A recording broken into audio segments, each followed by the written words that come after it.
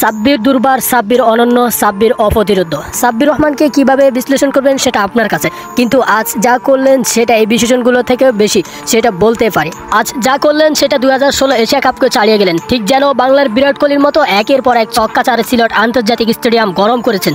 Dhaka ক্যাপিটালসের team ম্যানেজমেন্টের মন খুলে সব কিছু জবাব দেন।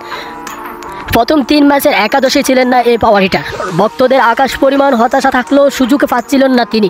কোচ খালেদ মাহমুদ সুজনের প্রতি বিরক্ত বাড়ছিল ভক্তদের। আলিস ইসলামের বিপক্ষে চ্যালেঞ্জ নিলেন, এরপর 2টা ছক্কা মেরে বলারকে জবাব দিলেন, বুঝিয়ে দিলেন ফর্মে থাকা সাব্বির কতটা ভয়ঙ্কর।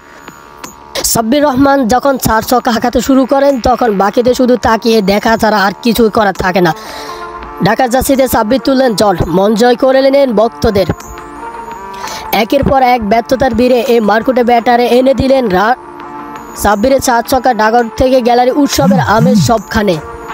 মাঠের বাইরের সব সমালোচনার জবাব যেন তিনি দিলেন ব্যাট হাতে। বৃহস্পতিবার বিপিএলে ঢাকা ক্যাপিটালস মুখোমুখি হয় চিটাগং কিংসের। টস জিতে আগে বোলিংয়ের সিদ্ধান্ত নেয় চিটাগং। এদিন ঢাকার সেরা একাদশের জায়গা হয়নি লিটন দাসের। দলটির হয়ে ওপেনিংয়ে নামেন জেসন জয় ও তানজিদ তামিম। ইনিংসের দ্বিতীয় ওভারের প্রথম বলে আনিসুল ইসলাম তুলে নেন জেসন জয়ের উইকেট। মোহাম্মদ মিথুনের স্টাম্পিংয়ে 1 রান করে বিদায় নেন রয়। খালেদ আহমেদ বল করেন স্টিভ স্কিনারকে। 14 বল খেলে মাত্র 5 রান করে স্কিনাজি। একের পর উইকেট পাতানোর মাঝে হাল ধরে রাখেন ওপেনার তানজিদ তামিম। শরীফুল বলে বাউন্ডারির সাহায্যে 50 পূরণ করে তানজিদ তামিম। সেই সময় সাব্বির রহমানের সাথে তার পার্টনারশিপ জমে ওঠে বেশ। যদিও তামিমকে পরামর্শ দিয়ে দলকে এগিয়ে নিয়ে যাওয়ার পরিকল্পনা করেন সাব্বির। আরাফাত সামির করা ইনিংসের 15তম ওভার একের পর এক বাউন্ডারি আসতে থাকে সাব্বিরের ব্যাট থেকে। প্রথম বলে 4, এরপর টানা 2 বলে হাঁকান ছক্কা। ওভারের শেষ বলে আবারও সীমানার ওপারে বল ফাটান এই হার্ড হিটার। সাব্বিরের টান দিবে ওই ওভারে 26 রান পায় ঢাকা। দারুণ ব্যাটিং করতে থাকা এই ব্যাটার মাত্র 22 বল থেকে 50 পূরণ করেন।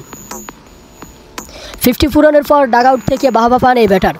এদিন সাব্বির তো কেবল 50 পূরণ করতে নামেননি, তাই তো ব্যক্তিগত 50 করার পরও তার ব্যাটে বাউন্ডারির মেলা।